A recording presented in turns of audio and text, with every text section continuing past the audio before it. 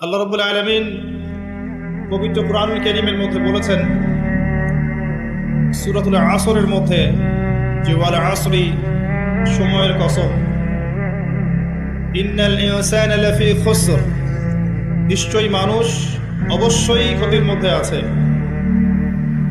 পুরো মানব জাতি ক্ষতির মধ্যে আছে। ইল্লাল্লাযীনা আমানু, তবে তারা নয় যারা ঈমান এনেছে, ওয়া আমিলুস সলিহাত, এবং সৎ আমল সম্পাদন করেছে, ওয়া তাওয়াসাউ বিল হক, এবং একে অপরকে সত্যের উপদেশ দিয়েছে, ওয়া তাওয়াসাউ বিস সাবর, এবং পরস্পরকে ধৈর্যের উপদেশ দিয়েছে।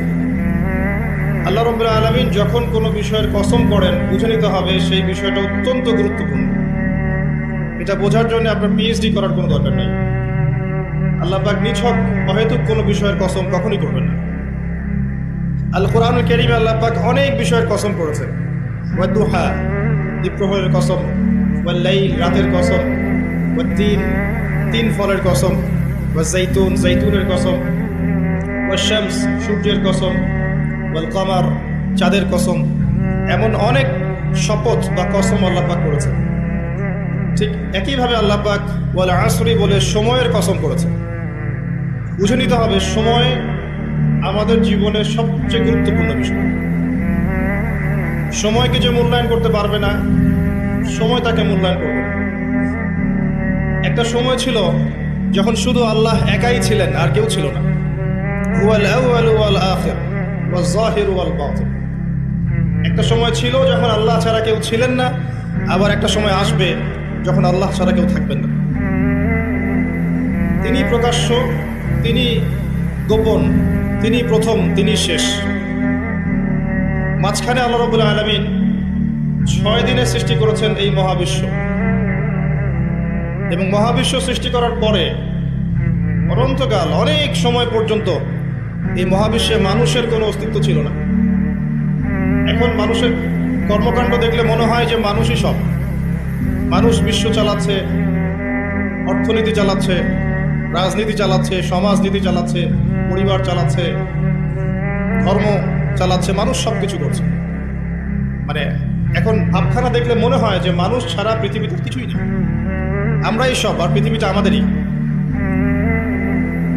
আল্লাহ পাক যদিও বা এই পৃথিবীর সব কিছু আমাদের জন্যই সৃষ্টি করেছে, কিন্তু এই মহাবিশ্বে একটা সময় ছিল যখন মানুষের কোনো অস্তিত্বই ছিল না।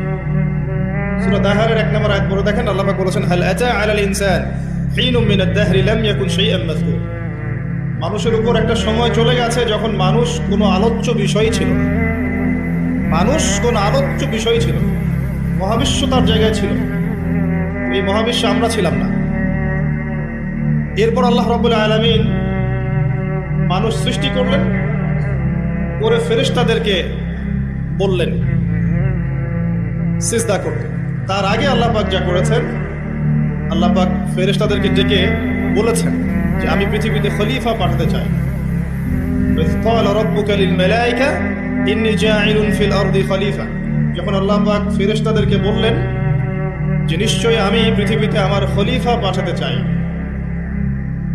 এই পৃথিবী মানুষের জন্য তখনই হবে যখন আমরা আল্লাহর খলিফার মতো কাজ করব। পৃথিবীতে মানুষের কাজ যদি শয়তানের খলিফার মতো হয়, তাহলে এই পৃথিবী আমার জন্য নয়, এই পৃথিবী আমাকে সময় দিবে না। কথা বোঝা যায়? এই পৃথিবীতে আল্লাহ পাক মানুষকে পাঠানোর আগে ফেরেশতাদেরকে জিজ্ঞাসা করেছিলেন, আমি পৃথিবীতে খলিফা পাঠাতে চাই। খলিফা কে? খলিফার কাজ কি? খলিফা কি সেই ব্যক্তি যে সারাদিন টিকটক করে? খলিফা কি সেই ব্যক্তি যার নামাজের কোনো খবর নাই? খলিফা কি সেই ব্যক্তি যে রোজাও রাখে না, যাকাতও দেয় না? খলিফা কি সেই যে আল্লাহ বিরোধী আইন করে? খলিফা কি সেই ব্যক্তি যে মুসলিমদেরকে দমন পীড়ন করে, রক্ত ঝরায়? খলিফা কি সে ব্যক্তি যে ব্যক্তি আল্লাহর যাবতীয় আদেশ লঙ্ঘন করে আর নিষেধগুলোর উপর আমল করে? কে খলিফা? আল্লাহ পাক খলিফার সংজ্ঞা দিয়েছেন সূরা সদের মধ্যে। সূরায় সদ পড়ে দেখেন, শেষের দিকে পাবেন। আল্লাহ পাক বলছেন, ইয়া দাউদ, হে দাউদ আলাইহিস সালাম, ইন্না জাআলনাকা খলিফাতান ফিল আরদ। হে দাউদ, আমি তোমাকে পৃথিবীতে আমার খলিফা করে পাঠিয়েছি। ওই যে আদম আলাইহিস সালামকে আল্লাহ পাক খলিফা করে পাঠিয়েছেন, দাউদ আলাইহিস সালামকেও আল্লাহ পাক বলেছেন আমি তোমাকে পৃথিবীতে খলিফা করেছি, তোমার কাজ হচ্ছে ফাহকুম বাইনান নাসি বিল হক, তোমার কাজ হচ্ছে পৃথিবীতে তুমি মানুষের মাঝে আল্লাহর বিধান দিয়ে বিচার ফয়সালা করবে, সত্যের মানদণ্ডে ন্যায় বিচার করবে। ওয়ালা তাত্তাবিউল হাওয়া, নিজের প্রবৃত্তির অনুসরণ করবে না। যদি তুমি প্রবৃত্তির অনুসরণ করো এটা তোমাকে আল্লাহর সরল পথ থেকে বিচ্যুত করে দিবে। আর যারা আল্লাহর সরল পথ থেকে বিচ্যুত হয় তাদের জন্য অপেক্ষা করছে যন্ত্রণাদায়ক শাস্তি, বিমা নাসু ইয়াউমাল হিসাব, এই কারণে যে তারা হিসাবের দিনটা ভুলে গেছে। খলিফার ফাংশন কি বুঝতে পারলেন? পৃথিবীটা তখনই আমাদের হবে যখন আমরা আল্লাহর খলিফা হতে পারবো। আল্লাহর খলিফা কোশ্চিন কালেও আল্লাহর অবাধ্য হয় না, আল্লাহর আদেশ এবং নিষেধকে লঙ্ঘন করে না। আর দাউদ আলাইহিস ইসলাম এমন একজন নবী ছিলেন যিনি জেরুজালেম থেকে সারা বিশ্ব শাসন করেছিলেন, এবং তার পরবর্তীতে তার সন্তান সুলাইমান আলাইহিস সালাম তিনিও একই কাজই করেছেন। বরং সুলাইমান আলাইহিস সালামের সময় আল্লাহ পাক তাকে এত ক্ষমতা দিয়েছিলেন যে জিন জাতি পর্যন্ত তার আনুগত্য করত। সুবহানাল্লাহ। বাতাস তার কথা শুনত। একটা আরশে তিনি বসতেন, মাসের পর মাস দূরত্ব মুহূর্তেই সফর করতো একটা চেয়ার কুরসি। বাতাসকে আল্লাহ পাক তার অনুগত করে দিয়েছিলেন। আল্লাহ পাক তাকে অন্যান্য প্রাণীর ভাষা বোঝার ক্ষমতা দিয়েছিলেন। আল্লাহ পাক তাকে কি দেন নাই? দুনিয়ার এবং আখিরাতের যাবতীয় নেয়ামত আল্লাহ পাক সুলাইমান আলাইহিস সালামকে দিয়েছেন। সুবহানাল্লাহ। তারপরেও তিনি উদ্ধত অহংকারী ছিলেন না, তিনি বিনয়ী ছিলেন। আজকে আমরা যে যেখানেই থাকি না কেন সামান্য ক্ষমতা পেলেই উদ্ধত হয়ে যায়, অহংকারী হয়ে যায়। আল্লাহ পাক আমাদেরকে অহংকারী চরিত্র থেকে হেফাজত করুন। আমিন। আল্লাহ পাক ফেরেশতাদেরকে জিজ্ঞাসা করেছিলেন এই বিষয়টা। ফেরেশতা মণ্ডলী বলেছিলেন আতাজআলু ফীহা মান ইউফসিদু ফীহা ওয়া ইয়াসফিকু দিমা, হে আল্লাহ আপনি কি এমন কাউকে পৃথিবীতে পাঠাতে চান যে পৃথিবীতে গিয়ে দুইটা কাজ করবে, ফিতনা ছড়াবে আর রক্তপাত ঘটাবে? ফিতনা ছড়াবে এবং রক্তপাত ঘটাবে। পৃথিবীর দিকে তাকিয়ে দেখেন মানুষ এখন কি কাজ করছে সারা পৃথিবীতে? ফিতনা ছড়াচ্ছে এবং রক্তপাত ঘটাচ্ছে। এগুলোকে জিনজাতি করছে। যাহারাল ফাসাদু ফিল বাররি ওয়াল বাহরি বিমা কাসাবাত আইদিন নাস। আল্লাহ পাক সূরা রুমের মধ্যে বলেছেন জলে এবং স্থলে যত বিপর্যয় ছড়িয়ে পড়েছে এগুলো মানুষের হাতের কামাই। আপনি আল্লাহর কথা ডিনাই করতে পারবেন না, এটা আল্লাহর কথা। আপনি দেখেন বিশ্বের দিকে এক দেশ আরেক দেশকে যে আক্রমণ করছে, বিশ্বটাকে একটা নিউক্লিয়ার যুদ্ধের দিকে নিয়ে গেছে, এটা কি জিনজাতি করেছে? এই নিউক্লিয়ার ওয়েপেন্স গুলো কি মানবতার কল্যাণে কাজ করবে?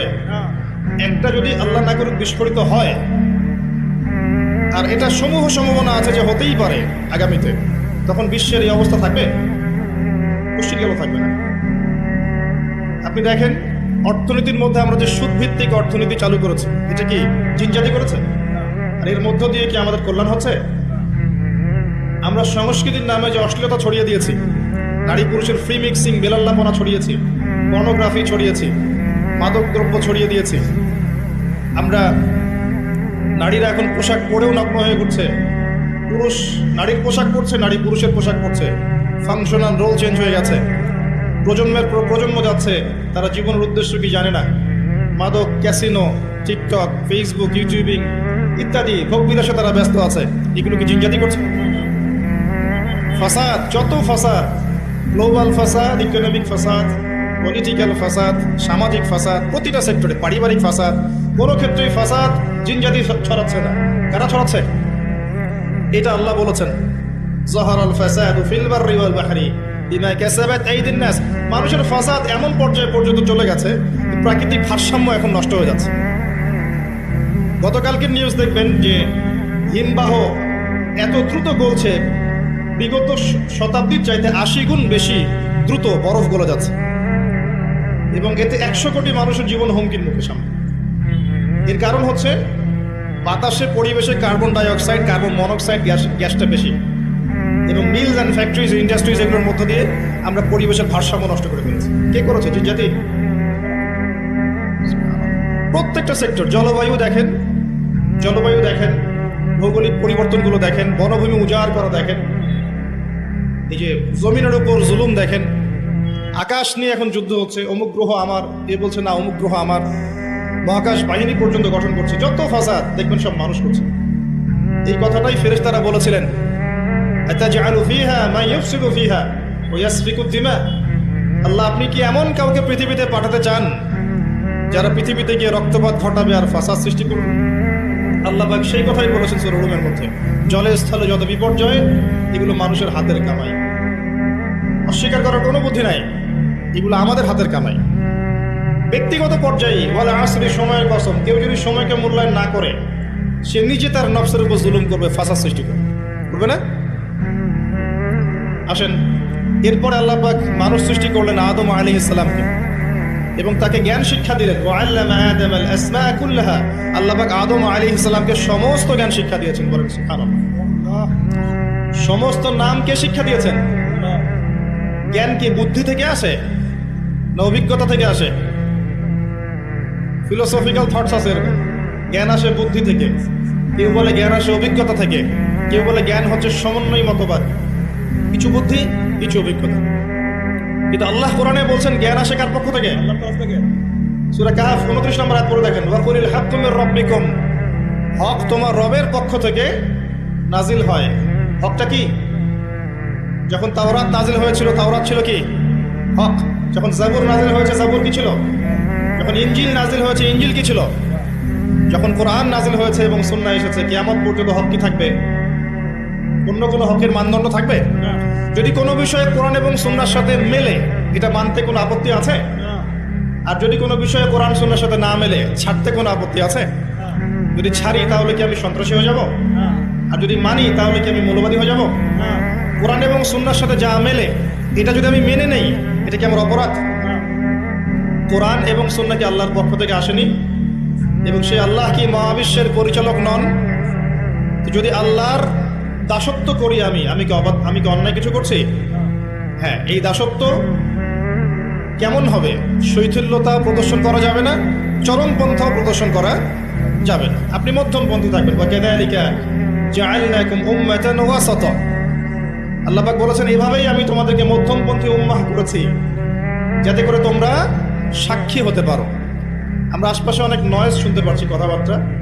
আমরা রিকোয়েস্ট করব, যারা নেহায়েত এখানে বক্তাকে দেখতে এসেছেন বা ভিডিও করতে এসেছেন বা ছবি তুলতে এসেছেন, আল্লাহর রাস্তে বাসায় চলে যান। বাসায় গিয়ে আরামে শীতের রাতে লেপের তলে শুয়ে থাকেন, ফেসবুক ইউটিউবে লেকচার দেখেন। এখানে আপনাদের কোনো প্রয়োজন নাই। আর যারা এখানে এসেছেন দিনের জ্ঞান শিখতে, জানতে, সরাসরি ইলম অর্জন করতে, তাদের জন্য স্বাগতম, আহলান ওয়া সাহলান। আপনাদের জন্য আমি বসে আছি, আপনারাও আমার জন্য বসে থাকেন। যদি কারো কোনো প্রয়োজন থাকে আপনি নীরবে চলে যাবেন, অন্য কাউকে ডিস্টার্ব করবেন না। আর আমি যে টপিকে কথা বলছিলাম, এটা বলতে গিয়ে একটা জায়গায় এসেছি যে মহাবিশ্বে এমন একটা সময় ছিল যখন মানুষের অস্তিত্ব ছিল না। এটা বোঝাতে গিয়ে আপনাকে বললাম যে আদম আলাইহিস সালামকে আল্লাহ পাক সমস্ত নাম শিক্ষা দিয়েছিলেন। এরপর কি করেছেন? তার সঙ্গিনী সৃষ্টি করেছেন। কোথা থেকে? তার বুকের পাঁজরের হাড় থেকে। এই হাদিসটা এখনো বুঝতে পারি না। আমি অনেস্টলি বলছি, আসলেই বুঝি না যে নারীদেরকে সৃষ্টি করা হয়েছে, স্ত্রীদেরকে সৃষ্টি করা হয়েছে পাকা হাড় থেকে। তাদেরকে জোর করে সোজা করতে যেও না, তাহলে ভেঙে যাবে। আর ওই অবস্থায় ছেড়ে দিলে তারা বাঁকাই থেকে যাবে। উত্তম নসিহতের মধ্য দিয়ে তাদের সাথে চলতে হবে। ওয়াল্লাহি, এর চেয়ে কঠিন কোনো হাদিস আমার জীবনে আমি পড়িনি এবং জানিও না, বুঝি। মানে রাসূলুল্লাহ সাল্লাল্লাহু আলাইহি ওয়াসাল্লাম যে বলে গেছেন, নারীদের চেয়ে বড় কোনো ফিতনা আমি রেখে গেলাম না আমার উম্মতের পুরুষদের জন্য। এর চেয়ে বড় হাদিস এবং ফিতনাময় হাদিস আমি আখিরুজ জামানে দেখি। আপনি একটু গভীরভাবে দেখলে দেখবেন প্রতিটা সেক্টরে ফিতনার মূল কেন্দ্রবিন্দুতে পরিণত হয়েছে এক শ্রেণীর নারী, যারা আল্লাহর বিধান অনুযায়ী চলতে নারাজ। এবং যখন তাদেরকে পেট্রোনাইজ করা হয়, তখন আস্তে আস্তে আস্তে আস্তে সমাজে অশ্লীলতা, বেহায়াপনা, নগ্নতা, ফ্রি মিক্সিং এমনভাবে ছড়িয়ে পড়ে যে অনেক ক্ষেত্রে মুত্তাকি মানুষ তাদের ঈমান ধরে রাখতে পারে না।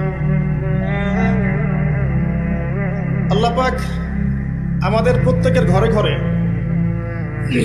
খাদিজা রাদিয়াল্লাহু আনহার মতো স্ত্রী তৈরি করুন। এবং হাজারা আলাইহিস সালামের মতো স্ত্রী তৈরি করুন আমিন। আমাদের মেয়েদেরকে আল্লাহ ফাতিমা রাদিয়াল্লাহু আনহার মতো বানিয়ে দিন, আয়েশা রাদিয়াল্লাহু আনহার মতো বোন তৈরি করুন না।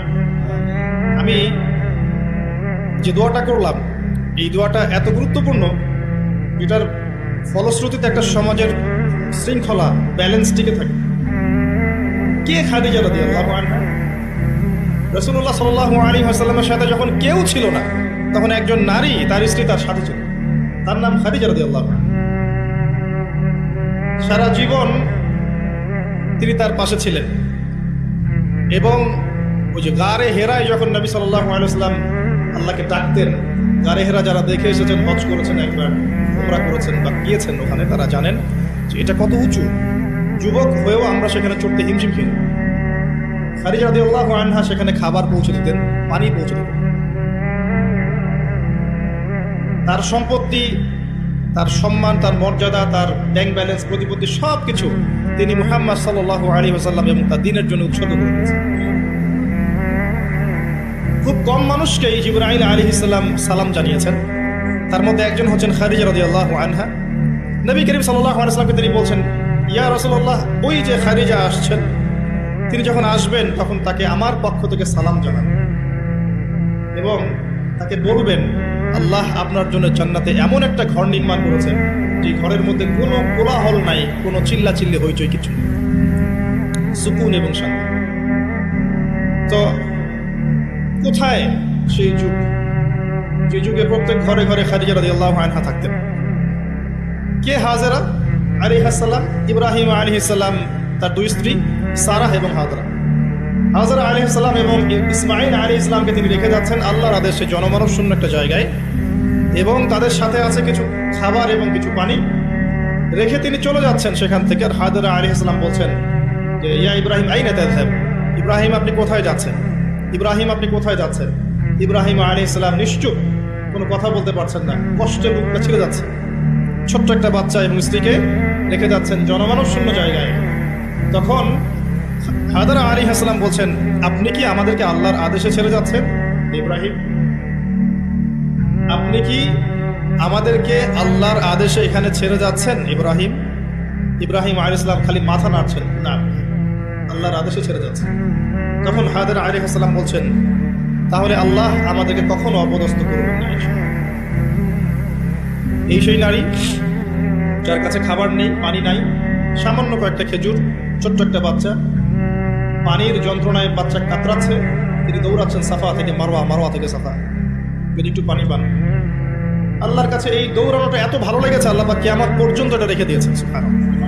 আপনি হজ করতে যাবেন, এই কাজটা না করলে আপনার হজ হবে? এটা কার স্মৃতি? এটা সেই হাজরা আলাইহিস সালামের স্মৃতি।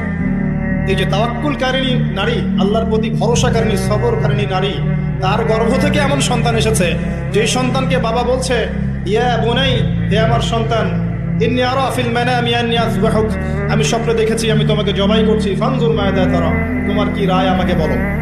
ওই বাচ্চা বলছে, যার বয়স মেবি 10 বা 12 বা 15 হাইয়েস্ট, যে বয়সের আমাদের প্রজন্মের বাচ্চা কাচ্চারা কিশোর অপরাধ করে আর টিকটক চালায় আর স্মোক করে আর ড্রাগস নেয় আর মেয়ের পিছনে টাঙ্কি মারে, এই বয়সের বাচ্চা। ইসমাঈল আলাইহিস সালাম বলছেন, ইয়া আবাতি, হে আমার বাবা, ইফআল মা তু'মার, হে আমার বাবা, আপনি তাই করেন যা আপনাকে আদেশ করা হয়েছে। কি আদেশ করা হয়েছে? জবাই করতে। আপনি তাই করেন যা আপনাকে আদেশ করা হয়েছে। সাতাজিদুনি ইনশাআল্লাহু মিনাস সাবিরিন, ইনশাআল্লাহ বাবা আপনি আমাকে সবরকারী পাবেন। এই জেনারেশনের একটা ছেলেকে দেখাতে পারবেন যে এরকম করে কথা বলতে পারবে? একটা ছেলে? এরা তো জানেই না জীবনের উদ্দেশ্য কি, জীবনটা কি সেটাই জানে। What is life, the definition of life, the definition of success জানে না। ওই ছোটবেলায় একটা বইয়ের বোঝা কাঁধে চাপিয়ে দেওয়া হয়েছে, ব্যাগের মধ্যে 10টা বই, এটা নিয়ে গিয়েছে প্রথমে প্লে, তারপর নার্সারি, তারপর 1 2 3 4 5 6 7 8 9 10 পড়েছে। পরীক্ষা A+ পেতে হবে, গোল্ডেন, পাওয়ার জন্য যা ইচ্ছা তাই করেছে। তারপরে আপনার HSC করেছে, অনার্স মাস্টার্স করেছে, মাশাআল্লাহ। এখনো জানে না ওযুর ফরজ কয়টা, এখনো জানে না যে কোরআন কি জিনিস? কোরআনের মধ্যে আল্লাহ কি বলেছেন, হাদিস, প্রফেটিক লাইফস্টাইল কি, হাদিস কি, নবী সাল্লাল্লাহু আলাইহি ওয়াসাল্লামের জীবনী আবার কি জিনিস, তার স্ত্রীদের নাম, কত সালে বদর যুদ্ধ, কত সালে উহুদ, কিভাবে তিনি দিন প্রতিষ্ঠা করেছেন, সাহাবায়ে কেরামের জীবনী, ইসলামী খেলাফত, ইসলামের ইতিহাস, টোটালি ইন ইগনোরেন্স, পুরো অজ্ঞতার মধ্যে আছে এগুলো। এরপরেও তাদের পিতামাতার অ্যাটিটিউড দেখলে মনে হয় যে এগুলো সোনার ছেলে, সব ছেলে। এবং মেয়েদের দিকে তাকান, ওই বয়সেরই, সারাদিন মেকআপ বক্স, নতুন কি জামা আসছে, নতুন কোন ফ্যাশন আসছে, কোন ড্রেসটা পরে মার্কেটে গেলে মানুষ আমাকে দেখবে বেশি, তারপরে ছেলের পোশাক নতুন নতুন কোনগুলো আসছে যেগুলো এখন মেয়ের পোশাক হিসেবে ব্যবহার করা যায়, ফেসবুকিং, চ্যাটিং, স্ন্যাপচ্যাট, ইনস্টাগ্রাম, ছবি, নিজের ছবি নিজেই তুলছে, নিজেই হাসছে, একা একাই হাসে, একাই ছবি তোলে, একাই আপলোড করে। কি মনে হচ্ছে আপনাদের কাছে? এবং নবী করিম সাল্লাল্লাহু আলাইহি ওয়াসাল্লাম কিন্তু বলেছিলেন আখিরুজ জামান, কিয়ামত হবে না ততদিন পর্যন্ত যতক্ষণ না এমন কিছু নারী সমাজে বের হচ্ছে, নিসাউন কাসিয়াতুন আরিয়াহ, যে নারীরা কাপড় পরেও নগ্ন থাকবে। জি, আপনার স্ত্রীর কথাই বলছি, তার কথাই বলেছেন নবী সাল্লাল্লাহু আলাইহি ওয়াসাল্লাম, নিসাউন কাসিয়াতুন আরিয়াহ। আপনার বোনের কথাই বলছি, আপনার মেয়ের কথাই বলছি, কাপড় পরেও নগ্ন থাকবে। ব্যাখ্যা আমার কাছে জিজ্ঞেস করার দরকার নেই, আপনি ভালো জানেন। মুইলাতুন মামেলাত, নিজেও আকৃষ্ট হবে, অন্যকে আকৃষ্ট করবে। আল্লাহ রাসূল বলছেন এরা জান্নাতের গন্ধ কখনো পাবে না, যদিও বা জান্নাতের গন্ধ 40 বছরের দূরত্ব থেকে পাওয়া যাবে। জীবনের উদ্দেশ্য জানে না তারা। এই নারীদেরকে পাওয়ার জন্য যখন আপনি ব্যস্ত হয়ে আছেন, তখন আপনি নিজের পায়ে কুড়াল মারছেন না, বরং কুড়ালেই পা মারছেন। এদেরকে পাওয়ার জন্য আপনি যখন ব্যস্ত হয়ে আছেন, তখন আপনি কুড়ালে পা মারছেন, নিজের পায়ে কুড়াল মারছেন। যখন তারা আপনার ঘরে আসবে, কশ্চিনকালেও তারা ইসমাইলের মতো সন্তান জন্ম দিতে পারবে। তাদের চাহিদা পূরণ করতে আপনার সারা জীবনটা শেষ হয়ে যাবে। আপনার চাহিদা পূরণ করতে, সন্তুষ্ট করতে আপনি হিমশিম খেয়ে যাবেন। দিন একদিকে চলে যাবে, দুনিয়া আর একদিকে চলে যাবে। হাজার চেষ্টা করলেও দেখবেন আপনি দিন নিয়ে চলতে পারছেন। টোটালি ফিতনাময় পরিবেশ। ইনশাআল্লাহ আমি 14 ফেব্রুয়ারির আগে আরেকটা কনস্ট্রাকটিভ লেকচার দিব ইনশাআল্লাহ, অপেক্ষায় থাকেন। কিন্তু আজকে এই টপিকটা আমি এখানে বলতে চাচ্ছি না, কারণ আমার মূল টপিকটা থেকে আমি সরে যাব। যতটুকু বলার বলছি, কিন্তু পুরো ডিটেলস আমি বিষয় আজকে বলতে পারবো না, সময় পাবো না। এতটুকু শোনেন, যে বয়সে ইসমাইল আলাইহিস সালাম এই কথাটা বলেছেন, এই বয়সের জেনারেশন আমাদের দেশে কি করছে দেখে নেন, বিশ্বে কি করছে দেখে নেন। হ্যাঁ, এতটুকু বলি, আপনি এই বয়সে যাই করছেন, ইসরায়েলের ইহুদির সন্তানরা ওই বয়সে তাই করছে না। জি, তারা আপনার আমার মতো কাজ করছে। ওরা জানে ওদের উদ্দেশ্য কি। ওরা আমাদেরকে আমাদের উদ্দেশ্য থেকে সরিয়ে দিয়েছে, ওরা জানে ওদের উদ্দেশ্য কি। ওরা চায় বিশ্ব শাসন করতে, এবং তারা সেটা করে দেখাচ্ছে। আর আমরা তো জানি না যে আমরা একটা সিংহের জাতি, বীরের জাতি। সারা বিশ্ব আমরা দাপিয়ে বেরিয়েছি এক সময়, শতাব্দীর পর শতাব্দী। এটা আমাদের যুব সমাজ জানেই না। মনে করিয়ে দেওয়া লাগে খালিদ বিন ওয়ালিদ একজন বীর ছিলেন, উমর ইবনে খাত্তাব একজন বীর ছিলেন। এগুলো তাদেরকে বোঝানো লাগে, বলে দেওয়া লাগে। আপনি রাস্তায় হাঁটেন এবং এই নর্মাল সোসাইটির ছেলেদেরকে মাইক নিয়ে নিয়ে জিজ্ঞাসা করেন উমর রাদিয়াল্লাহু আনহু কত বছর বয়সে ইসলাম কবুল করেছে তুমি জানো? বলবে যে উমর রাদিয়াল্লাহু আনহু কে। দেখবেন যে দেশের কথা জিজ্ঞাসা করেন, স্বাধীনতা দিবস কবে, ভাষা দিবস কবে, জিজ্ঞাসা করেন আন্তর্জাতিক মাতৃভাষা দিবস কবে, হিউজ অ্যামাউন্ট অফ পিপল আছে বাংলাদেশে, বলতে পারবে না কোন দেশে, সিরিয়াসলি বলতে পারবে না। ইংলিশ মিডিয়াম ব্যাকগ্রাউন্ডের প্রচুর সন্তান আছে, আর এটা আমার চেয়ে ভালো আপনি জানেন, আমরা এই ব্যাকগ্রাউন্ড থেকে উঠে আসছি। ইংলিশ মিডিয়াম ব্যাকগ্রাউন্ডের অনেক বাচ্চা আছে, দেশের ঐতিহ্য সংস্কৃতি সম্পর্কে যারা পরিমাণ খবর থাকে। কই, তাদের বিরুদ্ধে তো কখনো মিডিয়া তেরে আসে না, আসে মাদ্রাসায় তেরে আসবে। মাদ্রাসায় গিয়ে জিজ্ঞাসা করবো জাতীয় সঙ্গীতে 10 লাইন বলতে পারো? এই জাতীয় সঙ্গীতে 10 লাইন অনেক ইংলিশ মিডিয়ামের বাচ্চাও পারে না। কই, ওটা নিয়ে রিপোর্ট তো করেন নাই। তো আমাদের ডাবল স্ট্যান্ডার্ড আছে। আমি একটা কথা বলতে চাচ্ছি যে আমাদের প্রজন্ম না দেশ, না ইতিহাস, না সংস্কৃতি, না ইসলাম, কোনো কিছুর খবর রাখে না। এই প্রজন্ম এদেরকে দিয়ে আল্লাহ না করুক যদি আগামীতে কখনো আবার দেখেন যে কোনো রাষ্ট্রীয় কোনো কাজে এদেরকে এগিয়ে আসতে হবে, আপনি সত্যি মনে করেন এই জেনারেশন এগিয়ে আসবে? কখনো আসবে না। এরা কি 1971 সালে আমাদের বাপদাদাদের মতো সাহসী, তাদের মতো ফিজিক্যালি স্ট্রং, মেন্টালি স্ট্রং, জীবনের উদ্দেশ্য সম্পর্কে সচেতন? কখনো। হানাদার বাহিনীর আক্রমণে যেভাবে বীর বিক্রমে যুদ্ধ করেছিলেন আমাদের বাপদাদারা, এখনকার জেনারেশন এটা করতে পারবে মনে করছেন? তো গাঁজা খেতে খেতেই শেষ, ইয়াবা, পেন্সিডিল এগুলো খেতেই শেষ। একটা টিকটক ভিডিওর জন্য প্রতিবন্ধী হয়ে যাচ্ছে। মানে কি করছে মাথায় ঢোকে না, কি করছে, মানে কি পায় এগুলোতে আল্লাহ ভালো জানেন। একটা ভিডিও করার জন্য কি করছে, মানে আমি দেখলাম মোটরসাইকেলে রেস করছে, ভিডিওটা থেকে গেছে, কিন্তু ওই রেসের মধ্যে সে স্পট ডেটে মারাও গেছে। এমন এমন অ্যাঙ্গেল থেকে ভিডিও করতে যাচ্ছে যেখান থেকে পড়ে মারা যাচ্ছে।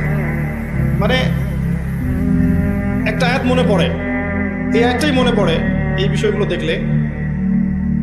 আর এই সময়গুলো কিন্তু খুব দ্রুত এসেছে। বিগত 10-20 বছরে কিন্তু এমন ছিল না, খেয়াল করে দেখেছেন? বিগত 20 বছরে কিন্তু এমন ছিল না, এই প্রজন্মগুলো ছিল না। এবং সময় খুব দ্রুত পরিবর্তন হচ্ছে। আল্লাহ ভালো জানেন আমাদের বাচ্চাদের না জানে কি হবে, আল্লাহ আলাম তাদের যে কি হবে আল্লাহ ভালো জানেন। আমার তো মনে হয় ওদের ব্রেন পর্যন্ত কন্ট্রোল করা হবে। এমনভাবে ব্রেন ওয়াশ করে দিয়েছে যে দেখবেন পাবলিক লাইফ আর প্রাইভেট লাইফের পার্থক্য বোঝে না। একটা জিনিস প্রাইভেট, ওটাকে পাবলিক করে ফেলবে, নিজেই করে দিবে, মানুষ করবে না। নিজে কি করছে না করছে প্রত্যেকটা মুহূর্ত তাকে মানুষকে জানাতে হবে। এই যে আমি এখন বাথরুমে গেলাম, এই যে আমি এখন বের হলাম, আমি এখন ওযু করছি, আমি এখন এটা করছি। একটা অসুস্থ জেনারেশন, একটা মানসিক বুদ্ধিবৃত্তিক প্রতিবন্ধী একটা জেনারেশন তৈরি হয়েছে, আমাদের অগোচরেই হয়েছে। আর আমরা এদেরকে লাই দিয়েছি ছোট আছে, এরা নাক চিপলে দুধ বের হয়, ছোট আছে বলে বলে। অথচ ইসমাইলের দিকে তাকান, তিনি তার বাবাকে বলছেন ইয়া আবাতি ফাইল মা তুমার, হে আমার বাবা আপনি তাই করেন যা আল্লাহ আপনাকে আদেশ করেছেন। সাতাজিদুনি ইনশাআল্লাহ মিনাস সাবিরিন, ইনশাআল্লাহ আপনি আমাকে ধৈর্যশীল পাবেন। আর এই সন্তান জন্ম দিয়েছেন ওই হাজারা আলাইহিস সালাম। না আছে পরিবারে ইব্রাহিমের মতো কর্তা, না আছে পরিবারে হাজারা আলাইহিস সালামের মতো মা, আর না আছে ইসমাইলের মতো সন্তান। এই জেনারেশনকে দিয়ে আপনি কিভাবে চলবেন? জাতির সামনে খারাপ সময় অপেক্ষা করছে। একটাই উপায় আছে, অনলি একটা রাস্তা খোলা আছে। কিছু মানুষ মিশন নিয়ে নিয়েছে যে এই জেনারেশনগুলোকে ধ্বংস করে ফেলার। একটাই অপশন আছে, এদেরকে আল্লাহর দিকে নিয়ে আসতে হবে, আদারওয়াইজ এদেরকে বাঁচানোর কোনো বুদ্ধি নাই। ছোট ছোট বাচ্চা দেখবেন 14-15 বছরের বাচ্চা ধর্ষণ করছে, কেস খাচ্ছে, চাইল্ড অ্যাবিউজ করছে।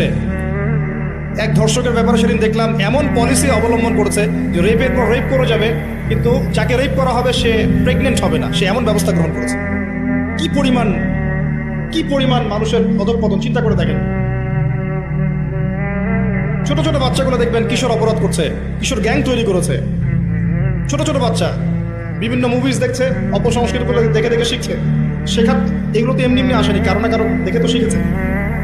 হয় বই পড়ে শিখেছে, না হলে কোনো কিছু দেখে শিখেছে। আর বই তো ওরা পড়ছে না, নিশ্চয়ই কিছু দেখে শিখেছে। বিভিন্ন প্রোগ্রাম দেখে এগুলো শিখেছে। ছোট ছোট কিশোর গ্যাং, এক গ্যাংয়ের লিডার আছে, আর গ্যাংয়ের লিডার আছে। প্রশাসন হিমশিম খাচ্ছে এগুলো ডিল করতে। আমি মাঝে মাঝে চিন্তা করি কিভাবে যে প্রশাসন এগুলো ডিল করে, এত ঠান্ডা মাথায় কিভাবে ডিল করা সম্ভব? এত অপরাধ কিভাবে দমন করা সম্ভব? যতক্ষণ মানুষ ভালো না হবে পশ্চিমকালেও কখনো সমাজ ভালো হয় না। আর মানুষ যতক্ষণ বদলাচ্ছে না, আপনি উপরের লেভেলের কখনো পরিবর্তন আশা করতে পারেন। আমাদেরকে নিয়ে সবকিছু, মানুষই সব, আমাদেরকে নিয়ে সবকিছু। আমরা ভালো না হলে পশ্চিমকালে উপরের লেভেলে মানুষ ভালো হবে না। তারা আকাশ থেকে টপকায়নি, আমাদের মধ্য থেকে উঠেছে। এই জেনারেশনকে তাকান, খুবই হৃদয় বিদারক ভাবে কথাগুলো বলছে।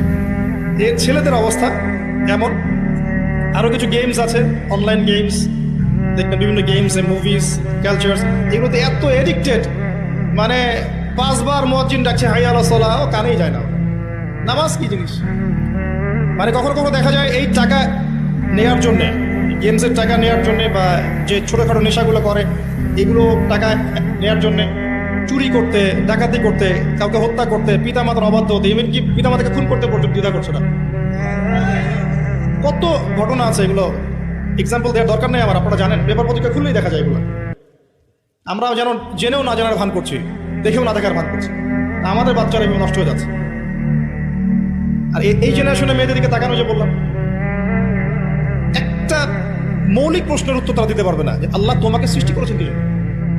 তুমি যে পৃথিবীতে আসছো, তুমি যে নাচো, তুমি যে বিউটি কন্টেস্টে যাও, তুমি যে অশ্লীল পোশাক পরে হাঁটো, তুমি যে এমন পোশাক পরো যে পোশাক পরে তোমার গায়ের সব কিছু দেখা যায়, তুমি যে এইভাবেই নগ্ন হয়ে রাস্তাঘাটে শপিং মলে ঘুরছো, তুমি যে একটা পরিবারের স্ত্রী, তোমার যে পরিবারের উপর কিছু দায়িত্ব আছে, এই সম্পর্কে তোমার কোনো ভ্রুক্ষেপ নাই, স্বামী থাকা সত্ত্বেও যে তুমি পরকীয়া করছো, তোমার সন্তানকে যে প্রতিপালন করছো না, এমনকি সন্তান নিতেও তার আগ্রহী না, মানে এত প্রবলেমস। তোমাকে সৃষ্টি করেছেন কি জন্য আল্লাহ পাক পৃথিবীতে? তোমরা যদি এই জমিন না থাকতা, এই দুনিয়ার কোনো পরিবর্তন হতো কিনা? এই প্রজাতিগুলো, এই প্রাণীগুলো, এই গবাদি পশুগুলো যদি পৃথিবীতে না থাকতো, তাহলে কি পৃথিবীর ভারসাম্য নষ্ট হয়ে যেত? পৃথিবী কি ধ্বংস হয়ে যেত? আল্লাহ পাক সৃষ্টি করেছেন কেন, এই উত্তরটুকু জিজ্ঞাসা করেন, নিজেও নিজেকে জিজ্ঞাসা করেন, আপনার ছোট ভাইকে জিজ্ঞাসা করেন, এই ইয়াং জেনারেশনকে জিজ্ঞাসা করেন, এবং মেয়েদেরকে জিজ্ঞাসা করেন, আল্লাহ তোমাকে সৃষ্টি করেছেন কেন বলো তো? এই পৃথিবীতে তুমি আছো কি জন্যে? মানে আপনারা, আমরা যে পৃথিবীতে আছি, আমরা সবাই, আমরা না থাকলে পৃথিবীর কি ক্ষতি হবে সেটা আমাকে বলেন। এক সময় কি আমরা ছিলাম, তখন পৃথিবীর কোনো ক্ষতি হয়েছে? এক সময় যে আমরা থাকবো না, তখন কি পৃথিবী থেমে থাকবে? মাঝখানের এই সময়টা আমরা কি জন্য আসছি পৃথিবী? এই মৌলিক একটা প্রশ্নের উত্তর, এর উত্তর খুঁজে পায় সে আল্লাহর কাছে চলে আসবে। এর উত্তরটা কি জানেন? ওয়ামা খালাকতুল জিন্না ওয়াল ইনসা ইল্লা লিয়াবুদুন। আল্লাহ আবেগ মাখা কণ্ঠে বলছেন, আমি মানুষ এবং জিন জাতিকে শুধুমাত্র আমার ইবাদত করার জন্যই সৃষ্টি করেছি। এটা আপনার পৃথিবীতে থাকার উদ্দেশ্য। আল্লাহ পাক এমনি এমনি খাওয়াচ্ছেন, এমনি এমনি পড়াচ্ছেন, শ্বাস নিচ্ছি আমরা, এমনি এমনি আল্লাহ পাক পরিবার দিয়েছেন, স্ত্রী সন্তান সব দিয়েছেন, ব্যবসা বাণিজ্য দিয়েছেন, এমনি সবকিছু আল্লাহ পাক এমনি আমাদেরকে ছেড়ে দিবেন? সূরা কিয়ামত শেষের দিকে আছে, মানুষ কি ভেবেছে তাকে এমনি ছেড়ে দেওয়া হবে? মানুষ কি ভেবেছে তাকে এমনি ছেড়ে দেওয়া হবে? সূরা আনকাবুতের দিকেও আছে, প্রথমের দিকে, তোমরা কি ভেবেছো এমনি এমনি ছেড়ে দেওয়া হবে? সূরা বাকারা আল ইমরানের দিকেও আছে, হাসিবতুম আন তাদখুলুল জান্নাহ, এমনি এমনি জান্নাতে চলে যাবে? নিছক খেলার ছড়া আল্লাহ পাক পৃথিবীতে আমাদেরকে পাঠান নাই, সৃষ্টি করেন। এর উত্তরটা এটাই, আল্লাহ পাক আমাদেরকে পাঠিয়েছেন তার ইবাদত করার জন্য। এটাই আমি বলতে চাচ্ছিলাম, যে আল্লাহ রাব্বুল আলামিন মানুষকে পৃথিবীতে পাঠিয়েছেন। এর আগে পৃথিবীতে এমন সময় চলে গেছে মহাবিশ্বে মানুষের অস্তিত্ব ছিল, আল্লাহ পাক নাম শিখিয়েছেন, আল্লাহ পাক তার সঙ্গিনী সৃষ্টি করেছেন, এরপর জান্নাতে রেখেছেন এবং ফেরেশতাদেরকে দিয়ে সেজদা পর্যন্ত করিয়েছেন। আমাদেরকে আল্লাহ পাক সেজদা করিয়েছেন ফেরেশতাদেরকে দিয়ে। সুবহানাল্লাহ। এই জেনারেশন, আমরা যারা চলছি, যারা নামাজ পড়ি না, যারা রোজা রাখি না, যাকাত দেই না, আল্লাহর হুকুম আহকাম মানি না, মিথ্যা বলি, সুদ খাই, জেনা করি, মদ খাই, চুরি করি, দুর্নীতি করি, প্রতারণা করি, ঠকবাজি করি, আমাদেরকে আল্লাহ পাক সেজদা করিয়েছেন ফেরেশতাদেরকে দিয়ে। সাউন্ডস ক্রেজি না? এটা আসলে উদ্ভট মনে হচ্ছে না কথাটা? কোন মানুষরা এটার যোগ্য? এই মানুষরা কি সেই এটার যোগ্য? আল্লাহ পাক জান্নাতে রেখে পরীক্ষা করেছেন, এরপর দুনিয়াতে যখন পাঠিয়েছেন তখন দুই দলকে পার্থক্য করে দিয়েছেন। একটা হচ্ছে আল্লাহ পাক বলেছেন যে কুল নাহবিতু মিনহা জামিআ, তোমরা পৃথিবীতে নেমে যাও, ফাইম্মা ইয়াতিয়ান্নাকুম মিন্নী হুদান, তোমাদের কাছে আমার পক্ষ থেকে হেদায়েত আসবে, আল্লাহর কিতাব আসবে, নবী রাসূল আসবেন, হেদায়েত আসবে। ফামান তাবিআ হুদায়া ফালা খাউফুন আলাইহিম ওয়ালা হুম ইয়াহজানুন, যারা আমার হেদায়েত মেনে চলবে তাদের কোনো ভয় নাই, কোনো দুশ্চিন্তা নাই, যে জান্নাত থেকে এসেছেন ওই জান্নাতে ফিরে যাবেন ইনশাআল্লাহ। এটা এক শ্রেণীর মানুষ। আর এক শ্রেণী ওয়াল্লাযীনা কাফারু ওয়া কাযযাবু বিআয়াতিনা, আর যারা কুফরি করবে এবং আমার আয়াতকে মিথ্যা প্রতিপন্ন করবে, উলাইকা আসহাবুন নার, এরা হচ্ছে জাহান্নামের অধিবাসী, হুম ফিহা খালিদুন, তারা সেখানে চিরস্থায়ী। কি জিনিস এটা? নবী সাল্লাল্লাহু আলাইহি ওয়াসাল্লাম দেখে এসেছেন। তার গর্জন, যখন সে গর্জন করবে, গর্জন করতে থাকবে, এই চিৎকারে, ওর চিৎকারে মানুষ বেহুশ হয়ে যাবে, খালি চিৎকার করবে, হাল মিন মাজিদ, সে বলতে থাকবে আরো কি আছে, হাল মিন মাজিদ, আরো কি আছে, চিৎকার করতে থাকবে। নবীজি দেখে আসছেন রক্তের নদীতে ফেলে মানুষের মাথা ফাটিয়ে দেওয়া হচ্ছে। কে তারা? সুদখোর। নবী দেখে আসছেন পেটের ভিতরে আগুনের গলা গিলছে। কে? এতিমের মাল ভক্ষণকারী। দেখছেন সামনে আছে ভালো গোশত, আর আরেকদিকে আছে নোংরা পচা গোশত খাচ্ছে। কে? জিনাকারী, ব্যভিচারী। কত শাস্তি দেখে আসছেন। একজন ফেরেশতাকে দেখে এসেছেন, তার নাম মালিক। জাহান্নাম সৃষ্টির পর থেকে কখনো হাসেন নাই। জাহান্নামের শাস্তি দেখেই তার হাসি বন্ধ হয়ে গেছে। আরো দেখে এসেছেন, ওই যে আমি দেখে এসেছি জাহান্নামের অধিকাংশ অধিবাসী নারী জাতি। কারণ অভিশাপ দেয় বেশি বেশি, স্বামীর অকৃতজ্ঞ হবে এবং লানত করে, মুখে চাপটে ঘাত করে, কেউ মারা গেলে বিলাপ করে, এগুলোর কারণে। আসেন, আল্লাহ পাক যতটুকু সময় আমাদেরকে পৃথিবীতে রেখেছেন, এই টাইমটা আনলিমিটেড না। এটা আল্লাহ পাক বুঝাচ্ছেন ওয়াল আসরি বলে, সময়ের কসম। সময়ের কসম বলে আল্লাহ পাক বুঝাচ্ছেন যে আপনার আমার সময় আনলিমিটেড নয়, লিমিটেড। এই জন্য আপনি জানেন না আপনার লিমিটেশন অফ হায়াত কতটুকু। আমি একটা কথা বলছি রিসেন্টলি, আবারও বলছি এখানে, যে আপনি যদি চিন্তা করেন যে আপনি 60, 70, 80 বছর বাঁচবেন, এর মধ্যে 30, 40 বছর চলে গেছে, আপনি এই বয়সটার পাপগুলোকে হিসাব করতে থাকেন, কতগুলো পাপ করেছে হিসাব করে আমলনামা তৈরি করেন। তারপর দেখেন পাপগুলো দুই প্রকার, হয় মানুষের সাথে জড়িত আছে অথবা আল্লাহর সাথে জড়িত। আল্লাহর সাথে জড়িতগুলো শুধু ইস্তেগফার তওবার মধ্য দিয়ে ক্ষমা হয়ে যাবে ইনশাআল্লাহ। আর মানুষের সাথে জড়িত যেগুলো, সেগুলো তাদের কাছে কাছে গিয়ে হক পরিশোধ করার মধ্য দিয়ে ক্ষমা নিতে হবে ইনশাআল্লাহ। সবার সামনে দাঁড়িয়ে বলতে হবে যে আমি তোমার হক নষ্ট করেছিলাম, আমি তোমার টাকা মেরে খেয়েছি, আমি তোমাকে গালি দিয়েছি, তোমার গীবত করেছি, তোমাকে তহমত দিয়েছি, তোমার কাছে ক্ষমা চাচ্ছি, আল্লাহর ওয়াস্তে মাফ করে দাও। তারপরে ক্ষমা হবে। এর পরের জীবনটাকে আপনাকে কাটাতে হবে কিভাবে? রাসূলুল্লাহ সাল্লাল্লাহু আলাইহি ওয়াসাল্লামের সুন্নাহ মোতাবেক। পারা যাবে ইনশাআল্লাহ। রাত থেকে শুরু করে ঘুমানো পর্যন্ত নবী সাল্লাল্লাহু আলাইহি ওয়াসাল্লামের সুন্নাহ মতো চলা যাবে ইনশাআল্লাহ। একমাত্র ব্যক্তি যিনি আপনার জন্য হাউজে কাউসারে দাঁড়িয়ে থাকবেন, যিনি আপনার জন্য সুপারিশ করবেন এবং কবিরা গুনাহগার ব্যক্তিদেরকে সুপারিশ করে জান্নাতে নিয়ে যাবেন ইনশাআল্লাহ তাআলা, একমাত্র ব্যক্তি, আপনার রোল মডেল, আপনার আদর্শ মুহাম্মদুর রাসূলুল্লাহ সাল্লাল্লাহু আলাইহি ওয়াসাল্লাম। আর কেউ নাই, আল্লাহ ছাড়া কেউ নাই, মুহাম্মদ সাল্লাল্লাহু আলাইহি ওয়াসাল্লাম ছাড়া কোনো তরিকা নাই, আল্লাহর কিতাব ছাড়া কোনো হেদায়েতের উৎস নাই। সিম্পল, আপনাকে আল্লাহ পাক সহজ করে দিয়েছেন। এর বাইরে যাবেন, এক চুল যাবেন, এক চুলের ফলাফল ভোগ করতে হবে। এর বাইরে 1 বিঘত যাবেন, 1 বিঘতের ফলাফল ভোগ করতে হবে। এর বাইরে যোজন যোজন দূর যাবেন, ওই ফলাফল ভোগ করতে হবে ইনশাআল্লাহ। আল্লাহ পাক আমাদেরকে বোঝার তৌফিক দান করুন। আল্লাহ পাক সময়ের কসম করে আপনাকে আমাকে সতর্ক করছেন, তবে এটাও বলছেন যে মানুষ ক্ষতির মধ্যে আছে। আমি বলেছি অলরেডি মানুষের ক্ষতিগুলো কি কি। ইহকালীন জীবনে মানুষ ক্ষতির মধ্যে আছে, পরকালের জীবনেও মানুষের জন্য ক্ষতি অপেক্ষা করছে। আল্লাহ পাক মানুষের ক্ষতি সম্পর্কে একটা আয়াতই যথেষ্ট, যেটা তিনি বলেছেন সূরা আরাফ 179 নম্বর আয়াত। আল্লাহ পাক বলেছেন ওয়ালাকাদ যারানা লিজাহান্নামা কাসীরাম মিনাল জিন্নি ওয়াল ইনস। শেষ করছি, অল্প সময় বসেন। আল্লাহ পাক বলছেন আমি প্রচুর জিন আর মানুষকে দিয়ে জাহান্নাম পূর্ণ করব। কথাটা কি কানে ঢুকলো আপনাদের? মানুষ এবং জিনকে দিয়ে আল্লাহ পাক জাহান্নাম পূর্ণ করবেন, মানে আমি আপনি জাহান্নামে যাচ্ছি। নাউযুবিল্লাহ। মানুষের জিনই যাবে, গরু ছাগল গবাদি পশু যাবে না, আমরাই যাব, আমাদের জন্যই জাহান্নাম অথবা আমাদের জন্যই জান্নাত। কারা তারা? লাহুম কুলুবুন লা ইয়াফকাহুনা বিহা। হৃদয়ে ছিল, উপলব্ধি করতো না, হৃদয়ে ছিল, উপলব্ধি করতো না, কারণ এটা জাহান্নামে যাওয়ার। ওয়ালাহুম আ'য়ুনুন লা ইউবসিরুনা বিহা, চোখ দিয়েছিলাম দেখেনি। ওয়ালাহুম আযানুন লা ইয়াসমাউনা বিহা, কান দিয়েছিলাম শোনে নাই। উলাইকা কাল আনআম, এই শ্রেণীর মানুষকে আল্লাহ পাক বলছেন এটা গবাদি পশু। দে আর জাস্ট লাইক ক্যাটলস, বাল হুম আদাল, বরং তার চেয়েও তারা নিকৃষ্ট। উলাইকা হুমুল গাফিলুন, তারা হচ্ছে গাফেল সম্প্রদায়। আমরা দোয়া করি আল্লাহর কাছে আল্লাহ পাক যেন আমাদেরকে এদের অন্তর্ভুক্ত না করেন। গবাদি পশু না হতে হলে কি হতে হবে? মানুষ হতে হবে। মানুষ সেই যে ব্যক্তি আল্লাহর খলিফা, আল্লাহর খলিফা সেই যার জন্য এই পৃথিবী, আর আল্লাহর বিধান যারা মেনে চলছে তাদের জন্যই এই পৃথিবী। আল্লাহ পাক তো বোঝার তৌফিক দান করুন, আমিন। 4টা কাজের কথা আল্লাহ পাক বলেছেন, শেষ করছি এখানে। 4টা কাজ, অনলি 4টা, যে 4টা কাজ যদি মানুষ করতে পারে ইনশাআল্লাহ আযজা ওয়া জাল হাসতে হাসতে জান্নাতে চলে যাবে ইনশাআল্লাহ। এখানে আমভাবে মানুষের জন্য 4টা কাজের কথা বলা হয়েছে, আবার মহিলাদের জন্যও আলাদা করে 4টা কাজের কথা বলা হয়েছে। এখানে কি মহিলারা আছে? আছে। মহিলাদেরটা আগে বলে শেষ করি। তাদেরকে 4টা কাজ করতে বলা হয়েছে। বলা হয়েছে এই 4টা কাজ তারা যদি করে জান্নাতের যে কোনো দরজা দিয়ে প্রবেশ করতে পারবে ইনশাআল্লাহ। আর বলে রাখি, জাহান্নামের বেশিরভাগ অধিবাসী হবে নারী জাতি, তার মানে এই 4টা কাজ বেশিরভাগ মেয়ে করতে পারবে না। সিম্পল। 1 নাম্বার 5 ওয়াক্ত সালাত, ওয়াক্ত হয়ে গেলেই তারা সালাত পড়বে।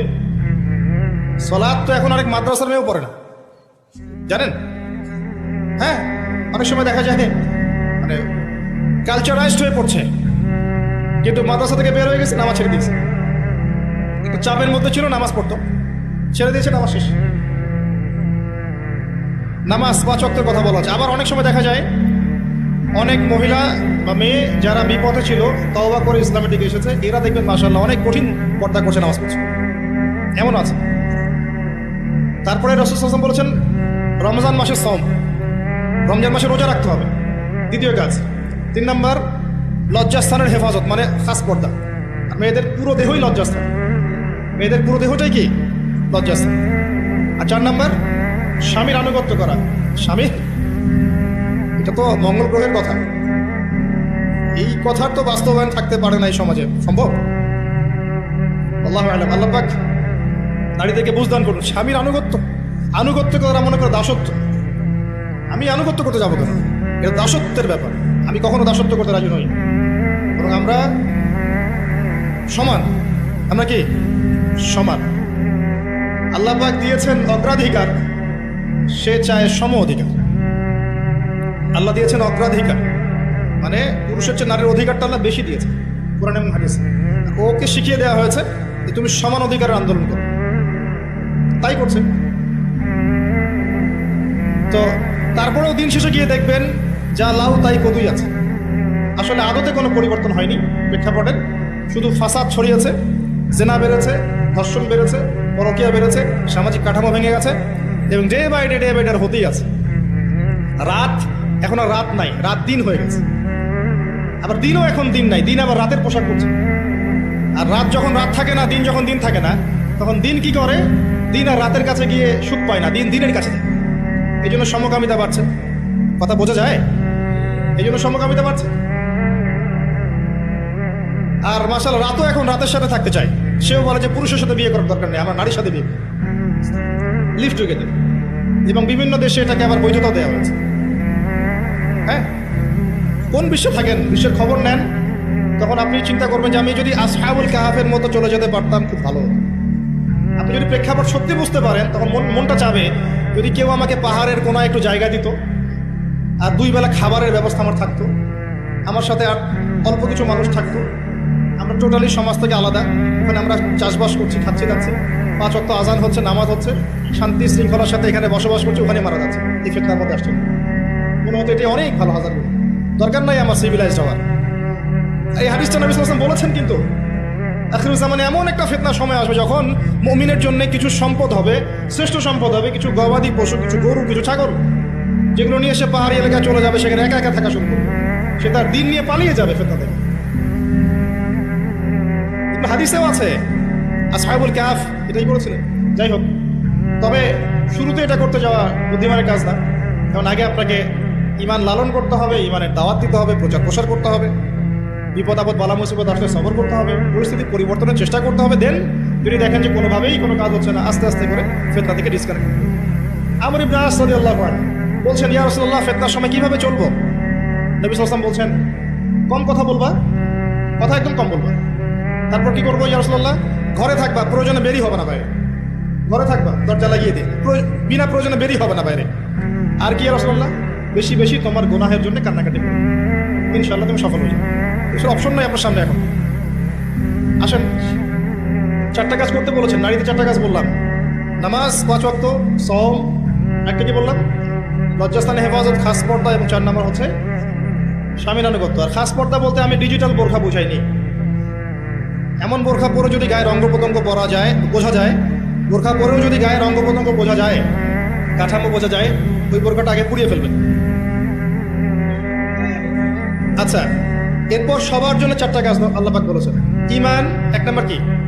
ঈমান। 2 নম্বর আমলে সালেহ। 3 নম্বর হকের দাওয়াত। 4 নম্বর সবর। ঈমান 6 পিলার। কয় পিলার?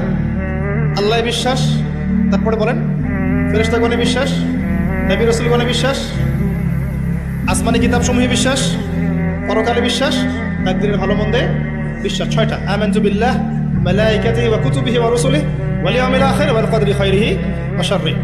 এই 6টাকে 3টা কাজ করতে হবে।